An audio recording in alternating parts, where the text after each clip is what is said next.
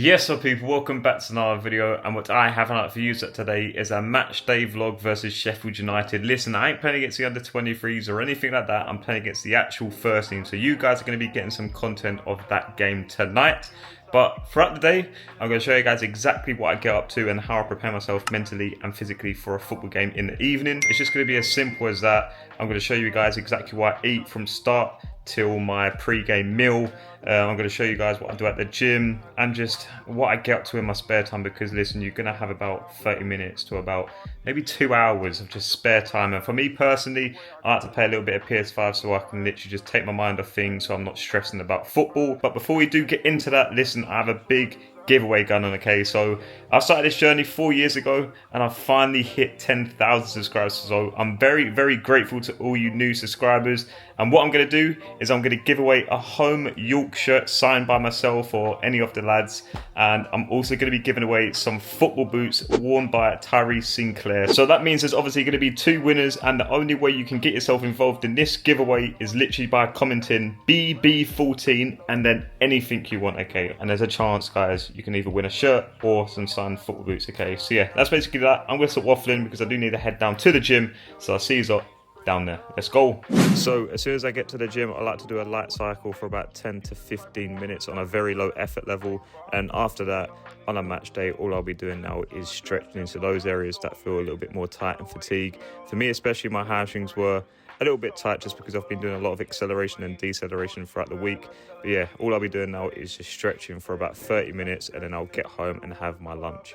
So I've had that clean lunch, and by the way, that was absolutely 10 out of 10. And another thing as well, I personally think that Perinades from Nando's could be the greatest invention in Europe. But moving on from that, okay, obviously these are the boots in person. All you guys have seen is just like a little screenshot of Ty actually holding the boots, but you can tell they've been worn. They are size 7. So if you guys really want these, again, just type in the comment section down below BB14 anything you want.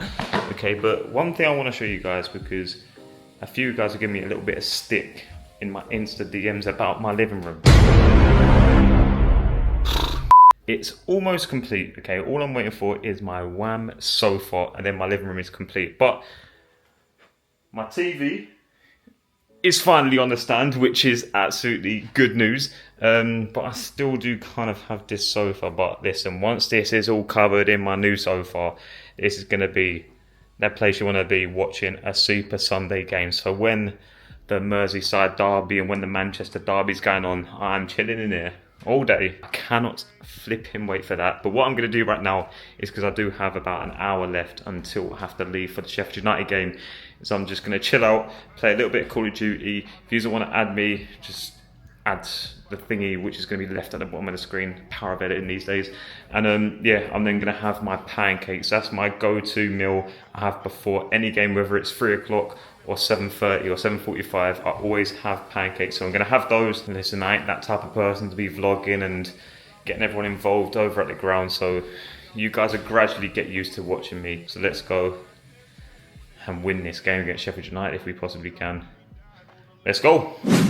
Second half, the second 45 minutes, a good chance for him to sort of impress and lay down a mark and say, you know what, Ruben Ceres, you're looking for players elsewhere. You know what, you've actually got some pretty good ones here in the building as well. So is Will Davis. Here we go, kick-off against Sheffield United. Let's see how I get on. In this game, I ended up playing the last 30 minutes.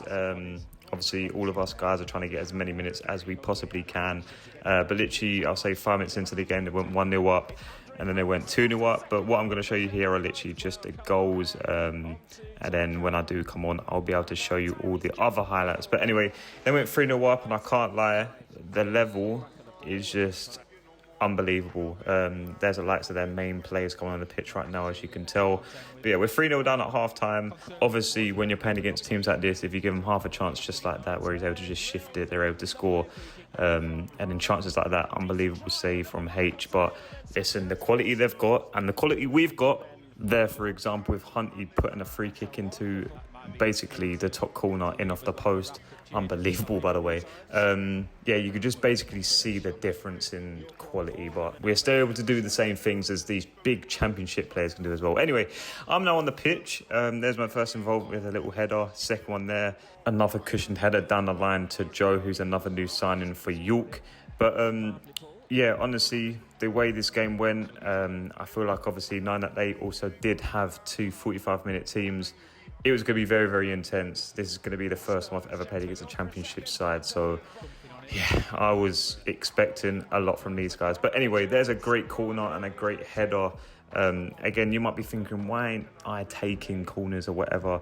There's a lot of quality in this team, okay? So once you're seeing players putting deliveries like that, I mean, you just got to, like, stand back and just basically say, yeah, you are very decent and I'm just going to do whatever the gaffer tells you to do. But anyway, there's me getting involved, nice little tackle, and then all of a sudden they scored a goal. This is how quick it happened. I didn't actually get the real life footage because they were showing a replay, but that header is an absolute joke, okay? Kiefer Moore, yeah, you're not going to get a better header of the ball in the championship. Well, I don't think you will. But yeah, there's me making a big overlap. I get the ball eventually, play it down the line to the winger. He then skips his guy, cuts the ball back to Stonesy. Stonesy then sets it off the bats and he has a shot, but it's unfortunately blocked. And then all of a sudden, we're literally suffering now a counter-attack. That ball gets flashed across the box, and there's me. I said to myself, I did not want to replicate the mistake I made against Dawkins, so I overhit that one and yeah, just basically went in an area where they just couldn't punish us there and then. Nice cushion pass, then he was actually offside, so I then just botted the ball down and just played out. This one here, punching past to Ash, Ashton gets fouled. So again, I'm trying to play forward and let's say sideways as much as possible. Don't really want to go back too often just because I feel like at times they can certainly pin you in, and because they obviously have very high fitness levels, they can certainly like just pounce on you at any moment and just win the ball back just like that. We've literally just won the ball, they've won the ball back, then get shifted to the left winger, he shoots, they score. So like again, these are the levels we're playing up against. As soon as you literally make a mistake, there's a high chance you could possibly concede. And yeah, to be fair, there's me. I knew where the winger was. I shouldn't have turned my back, but I was still able to put a decent block in. Nice punched in pass now, breaking a few lines to Ash. Again, me trying to play forward as much as I can.